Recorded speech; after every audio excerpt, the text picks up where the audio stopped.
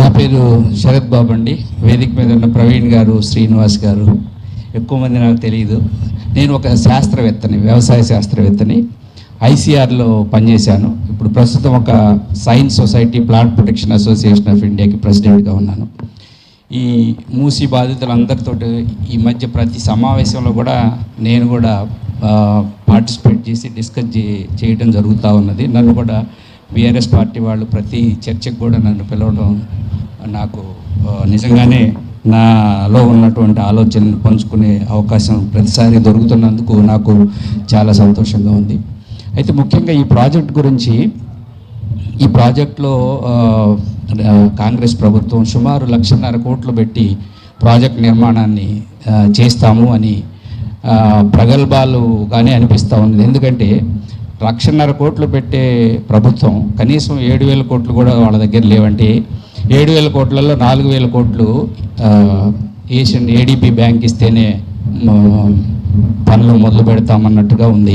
But anyhow ఈ ప్రాజెక్ట్లో science అనేది పాతి పెట్టబడింది. సైన్స్ లేదు. సైన్స్ గురించి యాక్చువల్గా ఇకాలజీ అసెస్మెంట్ కానీ లేకపోతే సోషల్ ఇంపాక్ట్ అసెస్మెంట్ కానీ ఈ అసెస్మెంట్స్ అనేవి ప్రాథమికంగా శాస్త్రీయంగా జరపాల్సిన ఏ ప్రాజెక్ట్, ఏ రివర్ ఫ్రంట్ ప్రాజెక్ట్ అయినా సరే, ఈయన ముఖ్యమంత్రి గారు ఆ రోజు 13వ తారీఖున చాలా దేశాలు వెళ్ళి, ఫ్రాన్స్ వెళ్ళానన్నారు, సోల్ వెళ్ళానన్నారు, తర్వాత థేమ్స్ నది లండన్లో కూడా చూశానన్నారు. అక్కడెక్కడ కూడా ప్రజల ప్రాపర్టీస్ని బఫర్ జోన్ పేరిట తీసుకున్నది లేదు. వాటి మీద ప్రభుత్వం నిర్మాణాలు చేసింది అయితే ఏం లేదు. శుభ్రంగా నదిని శుభ్రపరచడానికి, ఇందులో ముఖ్యంగా నదిని శుభ్రపరచడానికి శాస్త్రీయంగా చేయాల్సినటువంటి స్టడీస్ చేయకుండా, ఇప్పుడు నేను చెప్పినట్టు సోషల్ ఇంపాక్ట్ అసెస్మెంట్ కన్నా కానీ ఎన్విరాన్మెంటల్ ఇంపాక్ట్ అసెస్మెంట్ అనేది చాలా ముఖ్యమైనది. ఎన్విరాన్మెంటల్ ఇంపాక్ట్ అసెస్మెంట్ చేయకుండా అసలు ఎటువంటి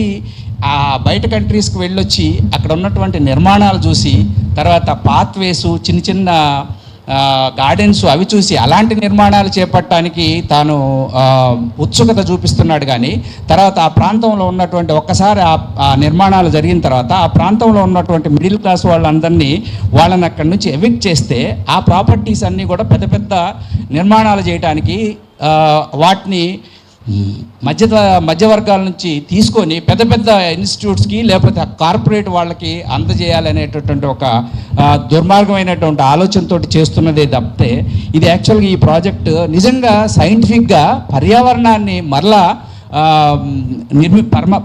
కోల్పోతున్నటువంటి కలుషితాలు ఆ నదిలోకి వస్తున్నటువంటి పరిస్థితి నుంచి ఈ నదిని కాపాడదాం అనేటువంటి ఆలోచన అతను ఏమాత్రం ఆ రోజు 13వ తారీఖున అతను ఇచ్చిన ప్రజెంటేషన్లో ఎటువంటి ప్రపోజల్స్ కూడా కనిపించలేదు. పైగా ఆయన చెప్తారు, నదీ పరివాహక ప్రాంతాల్లో ఉన్న వారిని రక్షించడానికి మాత్రమే ఈయన ఈ ప్రాజెక్ట్ టేకప్ చేస్తున్నట్టుగా జరుగుతుంది. నదీ పరివాహక ప్రాంతాల్లో ఆ వాసన, ఆ కంపుని తట్టుకోవటానికి పెద్ద పెద్ద వాళ్ళకి కంటైనర్స్ పెట్టి మీరందరూ అందులో ఉండి అక్కడ కాలుష్యాన్ని అనుభవించి చూడండి అని చెప్పడం అనేది చాలా దుర్మార్గంగా. మేమంతా అక్కడ ఉంటున్నాము, మాకేమి డెఫినెట్గా కాలుష్యం ఉన్నది అందులో.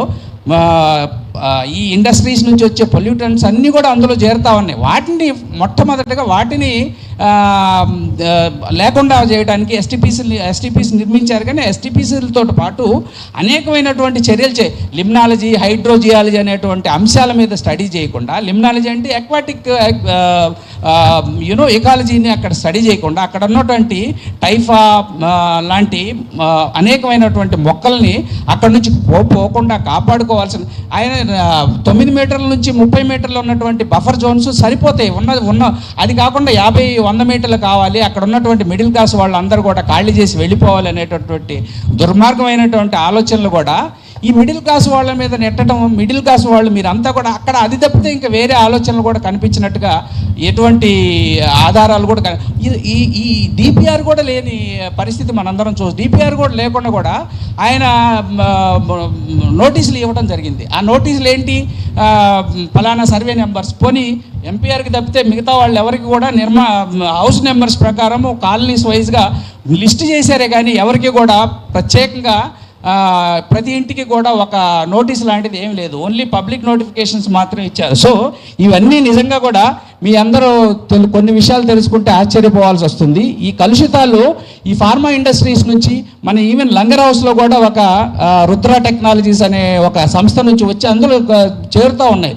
అది అంటే చాలా సంస్థలు ఉన్నాయి అటువంటి ఆ పర్యావరణం కాలుష్యాన్ని చేస్తున్నటువంటి ఈ తెలంగాణ పొల్యూషన్ కంట్రోల్ బోర్డు వాడు ఎటువంటి రెగ్యులేటరీ బాడీ అది. ఆ రెగ్యులేటరీ బాడీ వాళ్ళు ఏమీ చేయట్లేదు, వాళ్ళు ఓన్లీ రెవెన్యూ కలెక్టర్స్గా మాత్రమే ఉపయోగపడుతున్నాయి. తర్వాత నాకు తెలుసు చాలా ఇండస్ట్రీస్ తోటి నాకు పరిచయం ఉంది. వాళ్ళ దగ్గర ఈ వాళ్ళ దగ్గర ఫండ్స్ కలెక్ట్ చేయడానికి మాత్రమే వెళ్తున్నారు, కానీ నిజంగా ఆ ఫండ్స్ని పర్యావరణాన్ని సమతుల్యం చేయడానికి, పర్యావరణాన్ని కాపాడుకోవడానికి ఆ ఫండ్స్ యూజ్ చేయట్లేదని కూడా నాకు అంతర్గతంగా కూడా నాకు చాలా సమాచారం సేకరించాను. సో ఇంకా కొన్ని ఇండస్ట్రీస్ నుంచి, ఫార్మా ఇండస్ట్రీస్ నుంచి యాంటీబయాటిక్స్ అందులో కలుషితాలుగా వచ్చి నదిలో చేరుతాయి. ఆ కలుషితాలు యాక్చువల్గా నిజంగా చెప్పాలంటే కొన్ని మైక్రోబియల్ అట్మాస్ఫియర్ని పాడు చేయటం కాకుండా ఆ మైక్రోబ్స్, బ్యాక్టీరియా లాంటి కొన్ని బ్యాక్టీరియా అవి యాక్చువల్గా అవి రెసిస్టెన్స్ డెవలప్ చేసుకుంటాయి. నేను ఒక సైంటిస్ట్గా చెప్తున్నాను. ఆ రెసిస్టెన్స్ డెవలప్ చేసుకున్న తర్వాత అదే కణాలు, అదే మైక్రోబ్స్ మనుషుల్లో చేరితే అది ఏ యాంటీబయాటిక్ కూడా మళ్ళీ పని చేయకుండా రెసిస్టెన్స్ డెవలప్ అవుతుంది. కొత్తగా వచ్చే 3rd generation 4th generation antibiotics కూడా పనిచేయకుండా ఉండేటువంటి పరిస్థితి ఉంటుంది. అందుకని నేను ఒక రిచ్మండ్ విల్లాస్లో ఉంటున్నటువంటి ఒక రెసిడెంట్గానే కాకుండా ఒక పర్యావరణాన్ని కాపాడాల్సిన ఆవశ్యకత ఉన్న దాని గురించి మాట్లాడే వాళ్ళలో ముందు వరుసలో ఉంటాను నేను. తప్పకుండా మొట్టమొదటి చేయాల్సింది ఏంటంటే ఈ ఒక సైంటిఫిక్ అప్రోచ్ తీసుకొని ఈ సోషల్ ఇంపాక్ట్ అసెస్మెంట్ కానీ, తర్వాత ఎన్విరాన్మెంట్ ఇంపాక్ట్ అసెస్మెంట్ కానీ చేయాలి. తర్వాత పరివాహక ప్రాంతాల్లో ఉన్నటువంటి ప్రజల్ని ఎట్టి పరిస్థితుల్లో కూడా వాళ్ళని అత్యవసరమైతే వాళ్ళకి ఇవ్వాల్సిన కంపెన్సేషన్ చట్ట ప్రకారం ఇచ్చి వాళ్ళని కాపాడుకోవాల్సిన అవసరం ఉంది. కానీ అత్యవసరమైతే అలాంటి 50 మీటర్లు దాటి 100 మీటర్ల దాకా ఈ మధ్యవర్గ ప్రజల్ని వాళ్ళని ఖాళీ చేసి వాళ్ళని ముఖ్యంగా వాళ్ళు ఇక్కడ నుంచి వెళ్ళిపో అని చెప్పడం అనేది నిజంగా దారుణమైనటువంటి చర్య. పర్యావరణాన్ని కాపాడుకోవడానికి ఇప్పుడు ఉన్నటువంటి బఫర్ జోన్స్ 9 నుంచి 30 మీటర్లు సరిపోతుంది.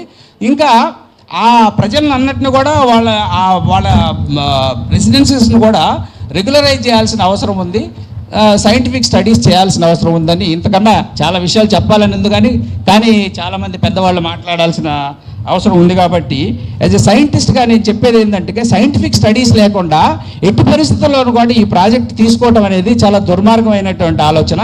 ఆ కాలుష్యాలను తర్వాత ఆ కాలుష్యాల గురించి మాట్లాడకుండా బయట చూసొచ్చిన నిర్మాణాలన్నీ చూసొచ్చి పాత్ చేస్తామని, తర్వాత నిర్మాణాలు టాక్సిక్ ఫుట్ ప్రింట్ మీద నిర్మాణాలు చేస్తే ఉపయోగం ఏముంటుందండి? యాక్చువల్గా తర్వాత ఈవెన్ గోదావరి నీళ్ళు కూడా తీసుకొచ్చి నదిలో కలపడం అనేది అది కూడా ఒక దుర్మార్గమైనది.